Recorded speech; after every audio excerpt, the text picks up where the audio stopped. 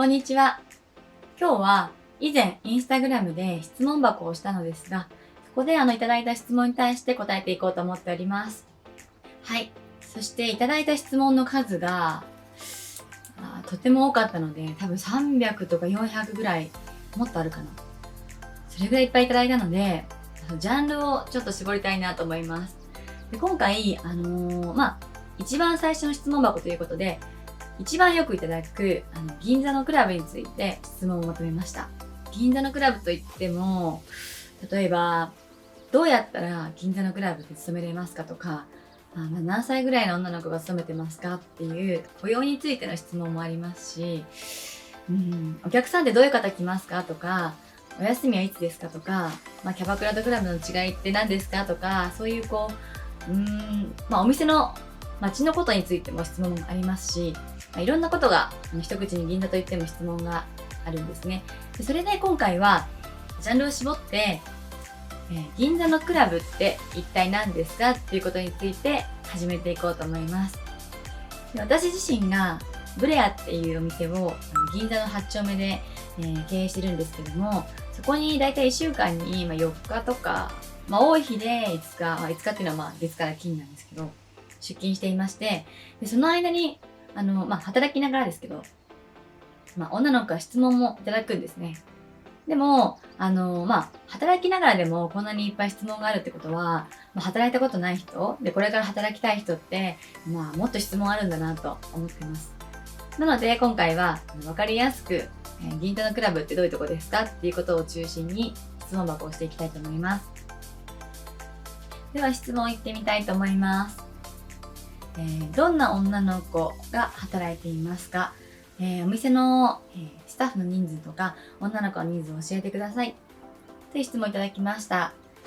どんな女の子？年齢は20歳からですね。20歳から、上は35とか36ぐらいなんですかね。で、女の子は基本的には、ヘルプって言って売り上げを持っていない女の子と、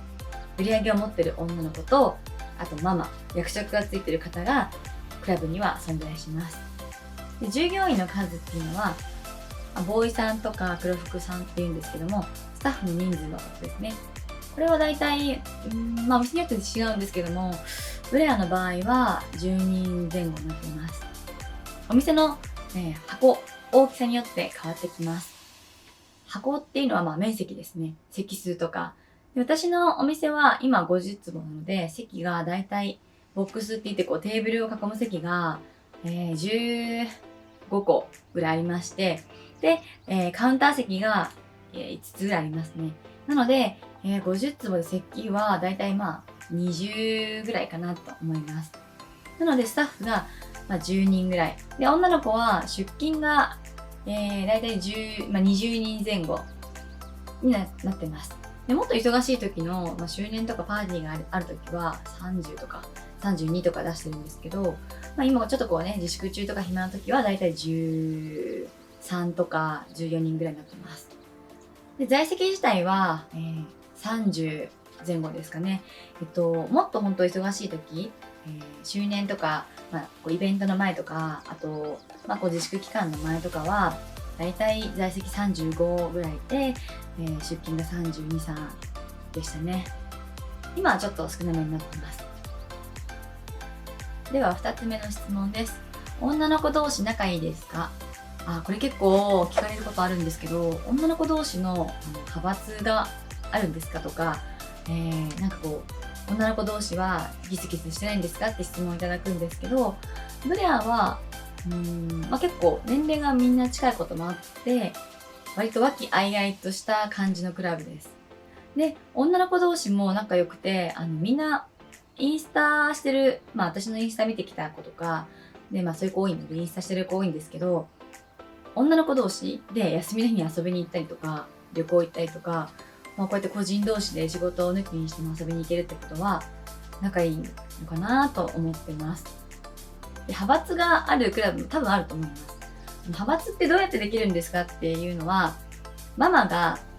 お店にはさっき役職としているっていうお話をしたんですけど、ママっていう人の下に、仲いい女の子、頑張ってくれる子、グループみたいな感じで、よく席に呼んだりとかリクエストかかる子がいると思うので、派閥っていうか、誰の席に一番呼んでもらってるとか、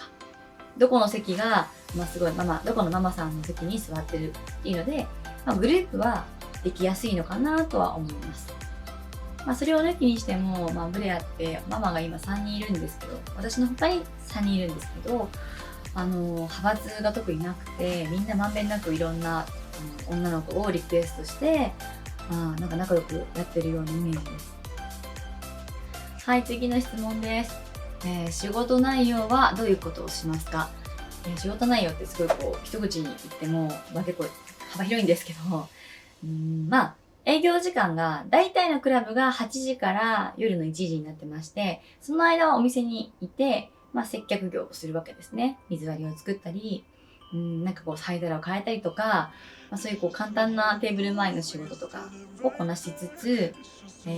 同伴っていうのがまた別にありまして、それは食事をしてお店に一緒に入るとか、お客さんの予約を取って、仕事の出勤時間に一緒にお店を入るっていうことなんですね。でそれをまず、仕事ができる女の子はだいたい同伴を組んでから、8時半ぐらいですね。8時半からまた9時の間にお店に出勤します。でそのお店の中の仕事終わって、そのまま帰る人もいれば、今度はアフターって言って、1時とか12時半ぐらいになれば女の子は帰ることができるんですけど、そこでお客様と一緒に、カラオケ行ったりとか、お食事、例えば簡単にお寿司つまみに行ったりとか、そういう風にお店の外で、ちょっと遊びに行くっていうのは変なんですけど、お客様とお出かけすることをアフターって言います。でその主に、時間帯としてはその3つぐらいなんですけど、その他にもですね、結構仕事がありまして、まず、日中は日中で、連絡しますね。お客様の予定を組まなきゃいけないので、携帯で、LINE とか、メールとか、電話で、今週の予定をどうですかって伺ったりとか、今度のゴルフの後よかったら来てくださいねって電話したりとか、そういうお昼の、営業活動っていうんですけども、それも大きな仕事です。お店に行って仕事があるわけじゃなくて、お昼に自分で予定を作るからお店で仕事があるっていうところが、クラブの中は大事なんじゃないかなと思います。はい。でさっきお伝えした同伴って何ですかっていう質問なんですけど、同伴っていうのは先ほど言いました食事をしてまたは予定を組んで8時半までに入るっていうお店に入るっていう内容なんですけど、同伴できなかったらじゃあどうなりますか？まず同伴できなかったら、さっきの話で言うと仕事をしてきてお店の中でそのテーブル周りとかあとお客さんと会話したりをするっていう風に流れなんですけど、同伴ができない時点で、日中のお仕事をサボってるなとお店では見られてしまいます。というのは、やっぱり人気商売なので、予定が組めない場合、お客様の予定が組めない、リクエストがかからない、あとアフターの誘いがないとか、それを人気がないって総じて言うんですけども、そういう方はやっぱ同伴できないので、お店の中でも、女の子どんどん新しい子入りますし、入れ替えで、大体のクラブはクビになると思います。厳しいようですけど、夢を持ってね、皆さんホステスさんに憧れてなる方も多いと思うので、現実はちゃんとしっかりしないと、どこの別に水商売関係なく仕事って大変なんだなと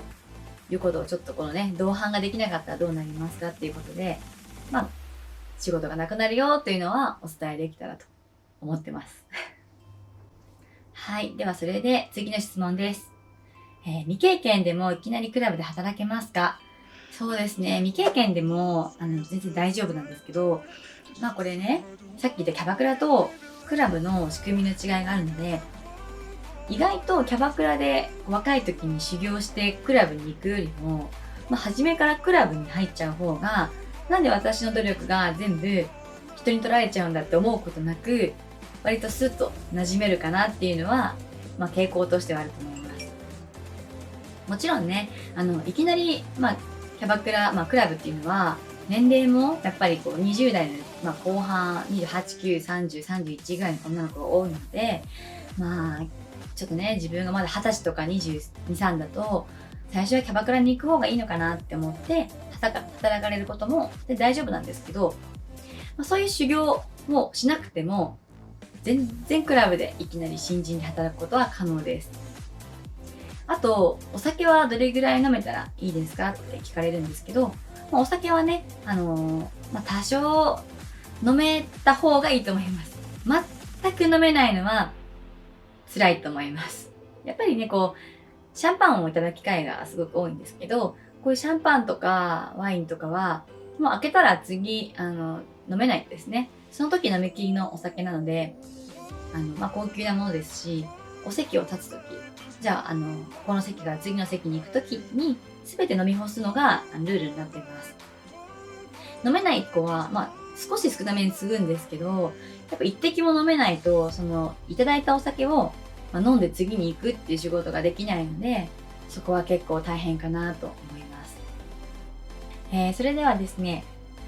これからクラブで働くことを目指す方へ、今までの流れとしては、年齢とか、あとキャバクラ経験があるとか未経験とか、お酒が飲める飲めないは関係なく、やっぱりクラブで働くっていうのは、最終はチームプレーが大事になるので、そういう意味で長い目で見て、私この仕事頑張りたいんだって思って、働ける方にはすごく向いてるかなと思います。短期で1年とか、半年で結果が出るお店じゃないし、結果が出る仕事じゃないんですけど、でも頑張れば、私の場合だと銀座に来て2年ぐらいでママにならせていただいたので、早い子だと結果は1年2年でも全然出ます。でも、それでもし出なくても、それが私向いてないんだっていうことじゃないですし、そうですね、働きたいっていう動機としては、やっぱり夜の仕事頑張りたいとか、で、お客様といい信頼関係築きたいとか、あと銀座っていう土地柄、やっぱすごくいいお客様多いので、皆様、ね、経営者の方もすごく多いですし、会社でもやっぱりね、お仕事をされてて、すごくできる方がやっぱり銀座にいらっしゃるので、そういう出会いもありますし、人の縁も広がりますし、しんどいことだけではなく、私は楽しいことの方が多いなと思ってます。